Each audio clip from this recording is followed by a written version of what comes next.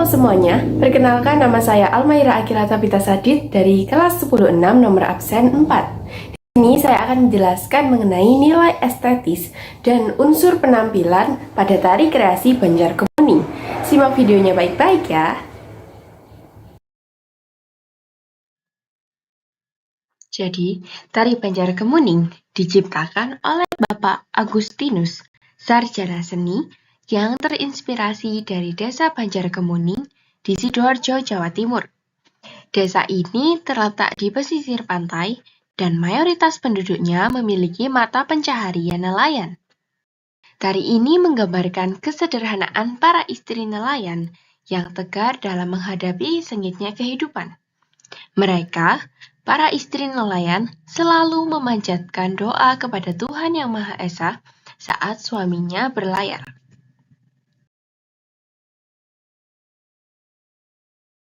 Nah, untuk materi pertama, yaitu nilai estetis. Nilai estetis adalah pandangan atau penilaian seseorang terhadap suatu karya seni. Dalam seni tari, nilai estetis dapat ditentukan dari gerak, irama, tenaga, ruang, dan waktu. Nah, nilai estetis dibagi menjadi 5, yaitu teori objektif. Dalam teori ini, keindahan suatu karya tari berdasarkan apa yang kita lihat dari karya tersebut. Maksudnya adalah keindahan tersebut muncul dari karya seni tari yang ditampilkan. Bisa mengenai geraknya ataupun tata teknik pentasnya. Nah, untuk teori yang kedua yaitu teori subjektif.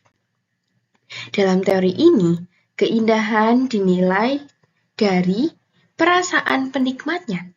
Jadi, keindahan itu muncul adanya perasaan senang dari penonton. Ketika seseorang merasakan senang dengan suatu sajian karya tari, berarti terdapat nilai estetis yang disampaikan dalam karya tersebut. Untuk teori yang ketiga yaitu teori campuran. Dalam teori ini digabungkan teori objektif dan teori subjektif. Jadi, keindahan suatu karya tari muncul dari dalam karya tari itu sendiri dan juga perasaan penonton.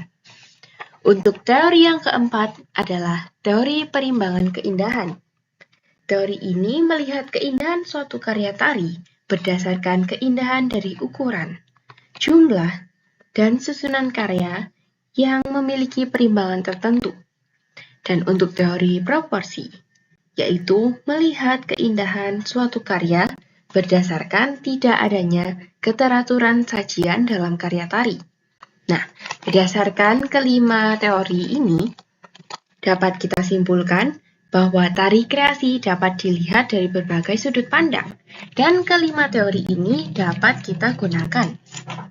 Nah, pada umumnya, tari Banjarkemuning ditarikan dalam berbagai macam pertunjukan.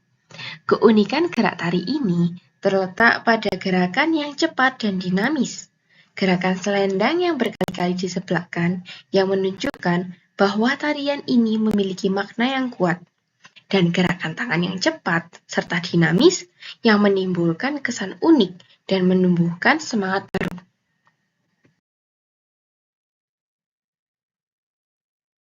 Untuk materi selanjutnya yaitu unsur penampilan. Dalam suatu karya tari, unsur-unsur penunjang penampilan sangat diperlukan. Nah, unsur-unsur penunjang penampilan ini berupa iringan, pola lantai, properti, busana, aksesoris, dan riasan. Untuk iringan sendiri terdapat 2 macam, yaitu iringan internal dan iringan eksternal. Untuk iringan internal adalah iringan atau suara yang berasal dari penari itu sendiri. Nah, sedangkan untuk iringan eksternal adalah iringan atau suara yang berasal dari selain penari. Jadi, contohnya adalah alat musik. Nah, pada tari Banjarkemuning, alat musik yang digunakan adalah gending. Selanjutnya adalah pola lantai. Dalam tari Banjarkemuning tidak disebutkan secara khusus pola lantainya. Nah, tetapi kita tetap bisa mengkreasikannya. Kita dapat menggunakan pola lantai lingkaran, diagonal, horizontal, vertikal, union atau serempak, balance atau berimbang, broken atau terpecah, canon atau bergantian, dan alternate atau selang-seling. Nah, properti dalam suatu karya seni tari digunakan untuk menunjang penampilan dan juga menambah nilai estetis serta menambah makna atau memperdalam makna. Nah, properti yang digunakan dalam tari Banjarkemuning adalah selendang atau sampur. Untuk unsur penunjang penampilan selanjutnya adalah busana. Dalam tari Banjarkemuning, busana yang menjadi ciri khas adalah kebaya, gemben, ikat pinggang, rapek, dan rok. Untuk yang lainnya, kita dapat mengkreasikan sendiri. Unsur penunjang penampilan yang selanjutnya adalah aksesoris. Yang menjadi ciri khas aksesoris dalam tari Banjarkemuning adalah tusuk konde, mahkota, dan juga bunga. Untuk yang lainnya, kita dapat mengkreasikannya sendiri. Dan untuk unsur penunjang penampilan yang terakhir, yaitu riasan. Dalam tari, terdapat 3 jenis riasan. Nah, yaitu adalah riasan natural, riasan karakter, dan juga riasan fantasi.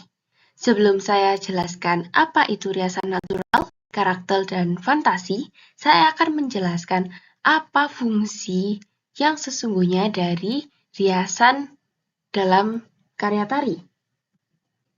Fungsi yang pertama yaitu menyempurnakan penampilan wajah. Fungsi yang kedua adalah menggambarkan karakter tokoh. Selain itu, memberi efek gerak pada ekspresi penari dan menegaskan dan menghasilkan garis-garis wajah sesuai dengan tokoh, serta untuk menambahkan kesan dramatis. Nah, itu tadi adalah fungsi dari riasan dalam suatu tari kreasi. Sekarang adalah pengertian jenis riasan dalam tari kreasi. Yang pertama adalah riasan natural. Riasan natural atau make-up korektif merupakan riasan wajah yang digunakan sehari-hari yang bertujuan untuk mempercantik diri dan memperjelas wajah penari dari atas panggung kepada penonton.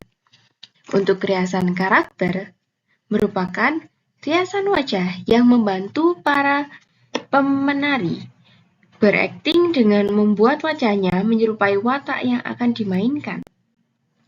Nah, riasan wajah karakter dapat mengubah penampilan wajah dalam hal umur, watak, dan bentuk wajah, dan lain sebagainya agar sesuai dengan yang kita inginkan dan sesuai dengan tema. Untuk jenis riasan wajah yang ketiga atau yang terakhir, yaitu riasan fantasi. Riasan fantasi merupakan hasil imajinasi dari perias yang diaplikasikan pada wajah seseorang. Ciri khasnya adalah menggambarkan imajinasi hasil rekaan bentuk nyata menjadi bentuk yang tidak biasa.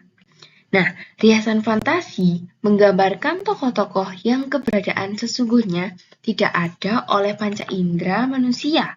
Misalnya, setan, malaikat, hewan-hewan, jin, raksasa, dan lain sebagainya.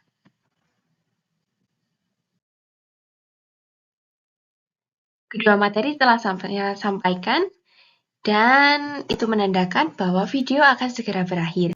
Sebelum saya menutup video, saya mengambil motivasi yang dapat kita lihat dari tari Banjarkemuning, yaitu walaupun cobaan bertubi-tubi datang layaknya ombak pasang, semangat perjuangan takkan terpatahkan. Itu tadi adalah video penjelasan dari saya. Mohon maaf apabila terdapat kesalahan kata dan terdapat kesalahan informasi. Semoga bermanfaat. Terima kasih.